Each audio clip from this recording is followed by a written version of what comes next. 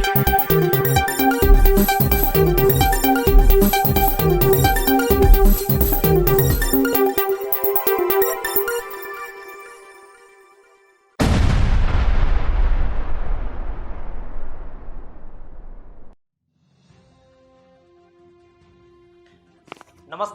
मैं हूं भगवान सिंह लाबराव और आप देख रहे हैं मरुभूमि टाइम्स एवं भ्रष्टाचार निरोधक एवं मानवाधिकार संगठन की साझा पेशकश द भची।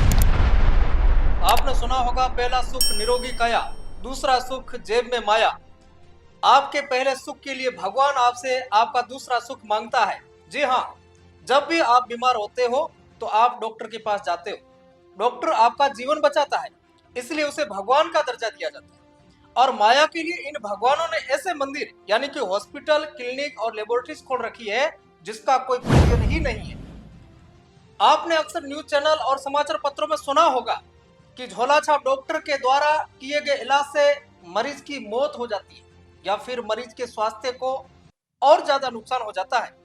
आपको क्या लगता है कि ये झोला छाप को झोला लेकर घूम रहे हैं? बिल्कुल नहीं।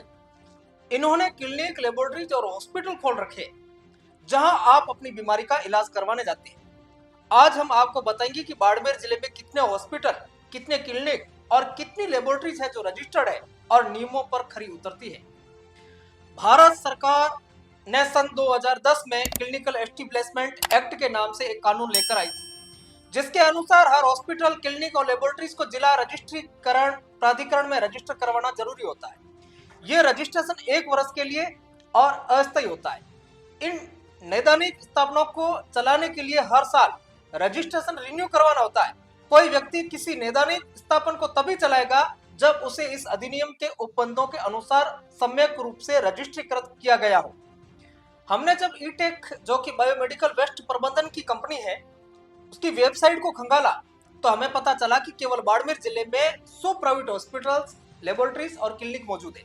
ये जानने के लिए कि 100 में से कितने नैदानिक स्थापन रजिस्टर्ड है, हमने कार्यालय मुख्य चिकित्सा स्वास्थ्य अधिकारी से आरटीआई आवेदन के तहत जानकारी मांगी। हमने जानकारी चाही कि राजस्थान नैदानिक स्थापन नियम के तहत समस्त बाड़मेर जिले में पंजीकृत संस्थानों की डिटेल्स उपलब्ध करवाई जाए। कार्यालय मुख्य चिकित्सा स्वास्थ्य अधिकारी द्वारा उपलब्ध करवाई गई जानकारी हैरान करने वाली थी। बाड़मेर जिले यानी बाड़मेर, धोरीमना, चौहटन, गुड़ामालानी और सीव में आज दिन तक केवल 71 हॉस्पिटल, क्लिनिक और लेबोरेटरीज का एक बार के लिए रजिस्ट्रेशन हुआ है। क्या पूरे जिले में केवल 71 ही हॉस्पिटल्स, क्लिनिक और लेबोरेटरीज है? बिल्कुल नहीं।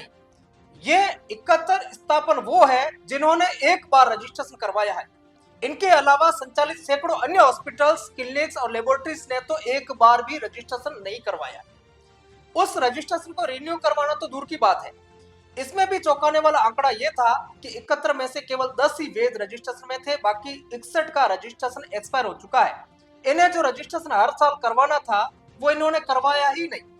हम सिस्टम से पूछना चाहते हैं कि क्या पूरे बाड़मेर जिले में 10 हॉस्पिटल्स, क्लिनिक और लेबोरेटरीज है? यदि नहीं तो बाकी ये झोला छाप नैदानिक प्रतिष्ठान किसकी अनुमति से चल रहे हैं? आपको ये जानकर बिल्कुल विचलित नहीं होना चाहिए कि आधे झोला छाप नैदानिक स्थापन तो मुख्य चिकित्सा स्वास्थ्य अधिकारी के कार्यालय के आसपास ही मौजूद है, फिर भी जिम्मेदारों को यह सब दिखाई नहीं देती है।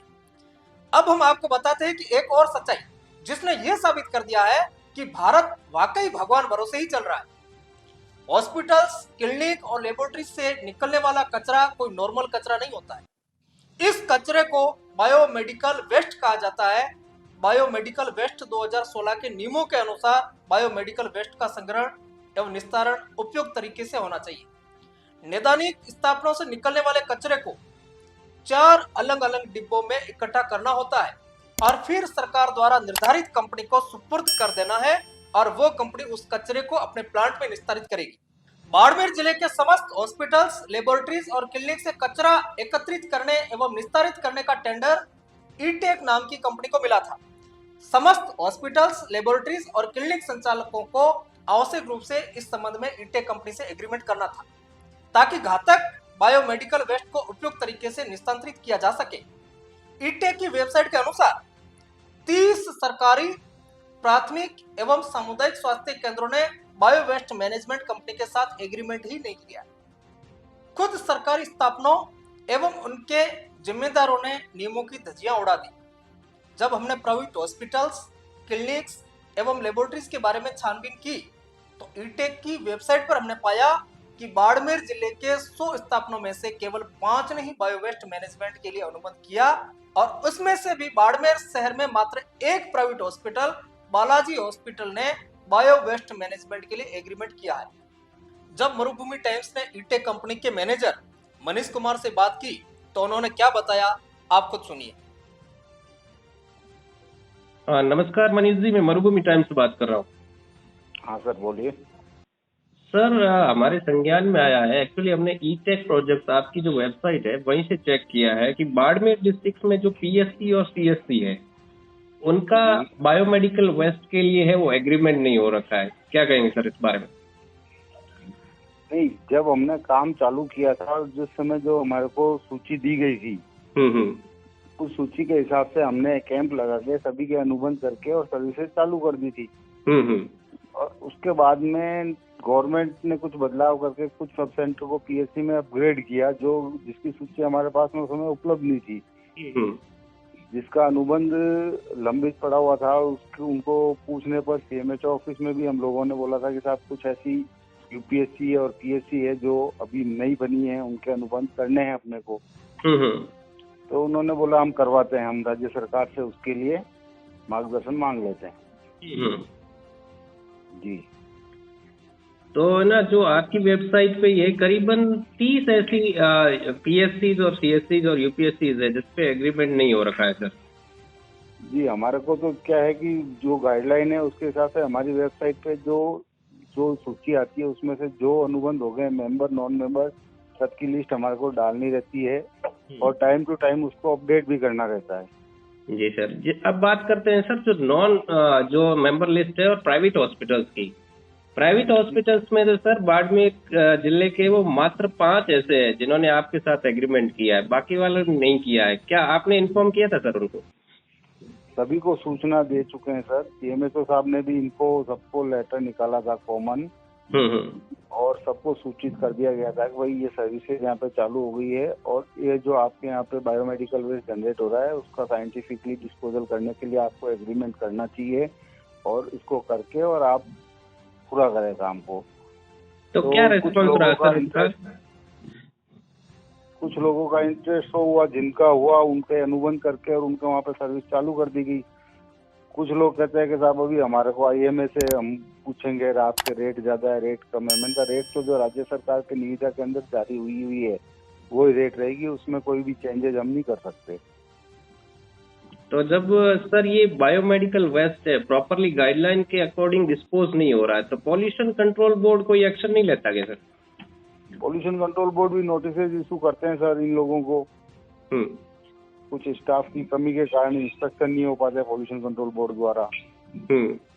टाइम टू टाइम इंस्पेक्शन हो, टाइम टू टाइम अगर हो तो कार्रवाई होती है इनके खिलाफ भी, जैसा भी कानून है उसके हिसाब से। तो सर मैं ये कहूँ कि पॉल्यूशन कंट्रोल बोर्ड की तरफ से भी थोड़ा है वो ढीला व्यवहार है, गलत नहीं हुआ चाहिए।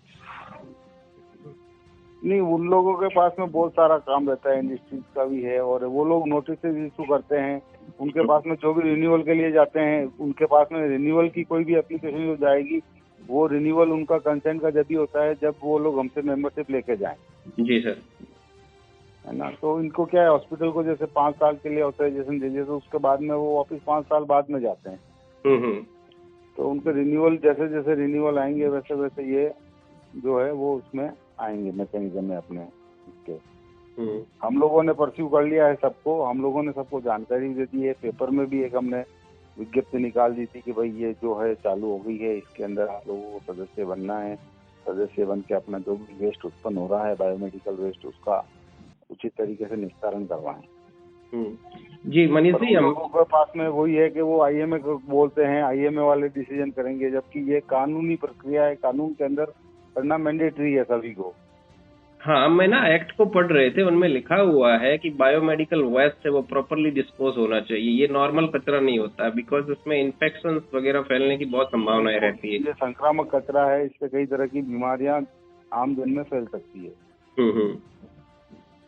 मनीष जी, मरुभूमि टाइम्स से बात करने के लिए बहुत बहुत धन्यवाद। तो सुना आपने कि किस तरीके से सिस्टम काम कर रहा है। जब इतनी बड़ी संख्या में हॉस्पिटल्स, क्लिनिक और लेबोरेटरीज का कचरा बायो वेस्ट मैनेजमेंट कंपनी को हैंडओवर ही नहीं हो रहा है, तो ये घातक कचरा आखिर जा कहां रहा? कचरा और कहीं नहीं, या तो नगर परिषद की कचरा उठाने वाली गाड़ी में डाल दिया जाता है या फिर गांव में खुली जगहों में डाल दिया जाता है। इस घातक कचरे के कारण न जाने कितने ही प्रकार के संक्रामक रोग फैल रहे हैं। खुल्लम खुल्ला नींबू की धज्जियां उड़ाई जा रही। क्या ये आंकड़े आपके दिमाग घुमाने के लिए काफी नहीं है कि पूरे जिले में केवल 10 हॉस्पिटल्स, क्लिनिक और लेबोरेटरीज है जो नियमानुसार रजिस्टर्ड है, बाकी सब झोला छाप है। बाड़मेर जिले के इन 10 हॉस्पिटल्स में से केवल 5 ने बायोवेस्ट निस्तारण के लिए एग्रीमेंट किया और उन 5 में से बाड़मेर शहर में सिर्फ एक हॉस्पिटल नियमानुसार बायोमेडिकल वेस्ट मैनेजमेंट के नियम को मान रहा है, बाकी सब पोपोबाई के राज में मजे लूट रहे हैं।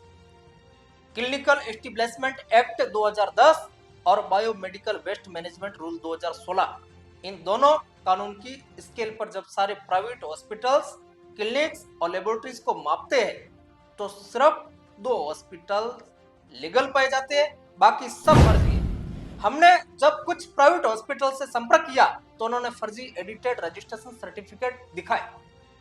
हम सीधा राजस्थान सरकार, बाड़मेर जिला कलेक्टर और जिला स्वास्थ्य अधिकारी से पूछना चाहते हैं कि मौत के सौदागरों के इस मक्कड़ जाल को किसने फैलने दिया?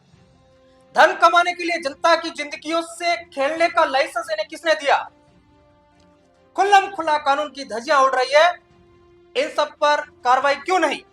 जीवन रक्षक के रूप में बैठे इन मौत के सौदागरों के मक्कड़ जाल में उलझता है आम आदमी और फिर या तो अपनी जान गंवाता या फिर अपनी गाड़ी कमाई। हमारा जनता से अनुरोध रहेगा कि वक्त रहते जाग जाइए, नहीं तो किस दिन ये आपको परमानेंट सुला देंगे, इसकी भनक तक नहीं लगेगी। अब मुलाकात होगी अगले मंगलवार एक नए भजीड़ के साथ। नमस्कार।